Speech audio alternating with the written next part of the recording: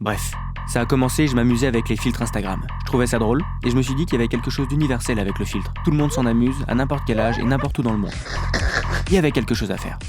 Ça tombe bien, on est en avril 2020, confiné, et les théâtres sont fermés. Alors pour continuer à créer, je me suis inventé une histoire dans un monde où tous les personnages sont des filtres Instagram.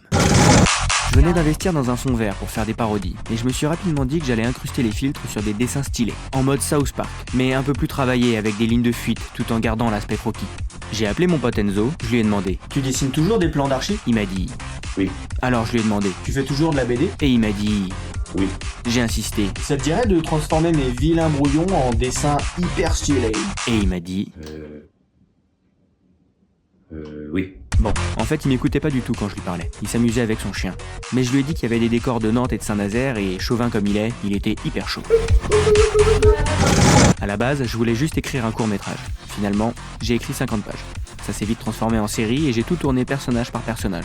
Confiné, j'avais que ça à foutre. La coupe du monde de football a été volée. Puis j'ai passé des heures et des heures qui se comptent en mois et en années pour monter ce projet. Le tourner, le monter, réfléchir à l'ambiance sonore, le mixer, avec une équipe de potes et de pros. Des pro-potes, qui m'ont permis de sublimer la série. Tu rigoles, interdiction de sortir, ouais. Ça s'appelle Filtorama et ça ressemble à rien d'autre. À base de dessins, de filtres Instagram et de prises de vue réelles sur fond vert, c'est quali tout en conservant sa patte do-it-yourself bien artisanale. Parce que travailler sans IA, c'est encore possible. Le visuel est captivant.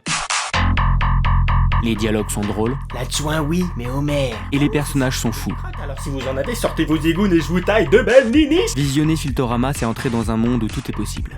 2 policiers doivent retrouver une coupe pour guérir le pays d'une épidémie de danse. T'as pas compris ? C'est pas très grave. Bref, j'ai créé une série qui sort le jeudi 3 avril à 18h sur la chaîne YouTube Mon nom est Poppy et ça s'appelle Filtorama.